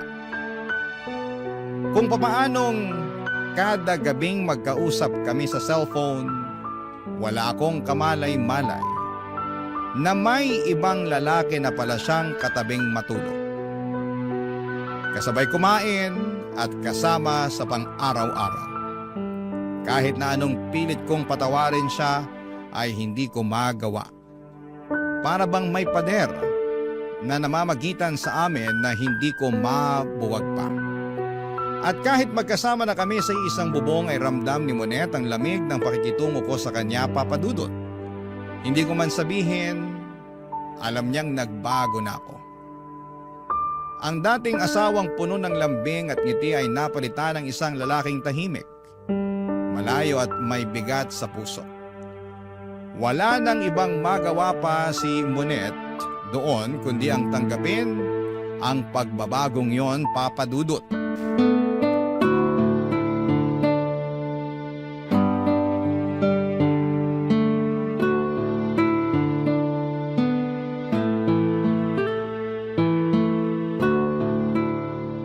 Sandali, mag-usap nga tayo. Gabriel, Ano? Pagod ako sa trabaho, Monet. ilang buwan na tayong ganito. Hanggang kailan mo ba itatanim dyan sa puso mo yung galit na nararamdaman mo? Anong magagawa ko kung hindi pa kaya ng puso kung tanggapin ka? Kahit magpakitang tao ka na lang sana, para sa anak natin. Ngayon, concerned ka sa sasabihin ng anak natin? Sana naisip mo yan bago mo kami pinagtaksilan. Gabriel naman, araw-araw mo na lang bang isusumbat sa akin yung nangyari? Bakit? Nahihiya ka? Paano tayo makakapagsimula niyan kung lagi mo na lang inuungkat yung nakaraan? Hindi ba pwedeng kalimutan na lang natin yung nangyari? Patawarin mo na ako alang-alang sa pamilya natin. Ngunit sa tingin mo hindi ko ginawa yan. Sinubukan ko. Pilit kitang pinapatawad, pilit kong kinakalimutan yung ginawa mo. Pero wala eh. Kahit anong gawin ko, masakit pa rin. Paano ko aalisin sa utak ko na nagkaroon ka ng ibang lalaki sa Maynila? Paano ko itatago yung katotohanan na may ibang anak ka na? Ha? Kaya pasensya na. Pasensya na kung hindi pa rin kita mapatawad hanggang sa ngayon dahil hindi ko talaga kaya. Hayaan mo naman akong buuin ulit yung pamilya natin. Mahirap bang magbigay ng pangalawang pagkakataon? Nagkamali ako, oo. Aminado ako. Pinagsisisihan ko na yung nangyari. Pero Gabriel naman, subukan ulit natin. Sirang-sira na ang tiwala ko sa'yo, Monet. Hindi ko alam kung kakayanin ko pang ibalik yung tiwala ko sa'yo. Pero kakayanin mo kung gugustuhin mo. Gustuhin ko man, hindi na pwede. Basag na yung tiwala ko eh. Parang salamin lang yan na kahit pagdikit-dikitin mo pa, hindi mo na yun maibabalik sa dati niyang anyo. Kahit hindi bumalik sa dati, basta mabuo, tatanggapin ko yon. Kapag ang salamin nabasag, gagamitin mo pa rin ba yun ulit? Hindi na, di ba? Ano ba dapat ginagawa sa basag na salamin? Itinatapon na yun. Anong gusto mong palabasin? Sinasabi mo ba na hindi na talaga natin maaayos to? Monet, mas magiging masaya ako kapag iniwan mo na kami ng anak mo.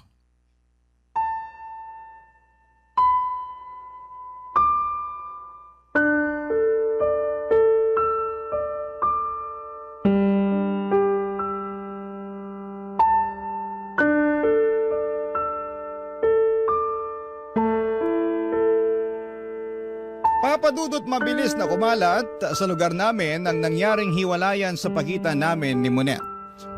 Pero kahit na anong pilit sa aking alamin ng mga tao kung ano nga ba ang sanhi ng hiwalayan namin, ay hindi ko sinabi sa kanila ang rason. Tanging ang mga kamag-anak lang namin ang nakakaalam ng mga nangyari. Hindi may iwasan ang mga pagkalat ng chismis na di umano ay nagkaroon ng lalaki si Monet sa Maynila pero never ko itong kinumpirma. Bilang respeto na rin sa naging pagsasama namin ng dati kong asawa. Kalaunan ay bumalik si Monet sa Maynila para makasama ang bagong pamilya nito. Kapag umuwi siya sa Tugigaraw ay hindi ko naman ipinagdadamot sa kanya na makita si Angel. Binibigyan ko sila ng oras para magkasamang dalawa. Kahit papaano ay naging civil kaming dalawa ni Monet para na rin sa anak namin. Papadudot kung ako ang tatanungin ninyo ay napatawad ko na po si Monet sa mga nagawa niya. Nandun pa rin ang sugat na gawa ng pagtataksil niya pero natutunan ko na ring tanggapin Ang mahalaga sa ngayon ay masaya na ako sa piling ng anak ko. Taon nang lumipas bago ko binuksang muli ang puso ko sa panibagong pag-ibig.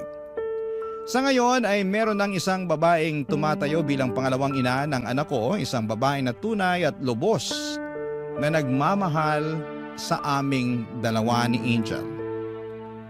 Ito po ang aking kwento at maraming salamat po sa inyo, Papa Dudut, sa pagbabahagi ninyo ng aking kwento sa inyong programa. Mabuhay po kayo at naway hindi kayo magsawang magbahagi ng kwento ng mga katulad ko na tagahanga ninyo. Ang inyong kapuso at kabarangay forever, Gabriel.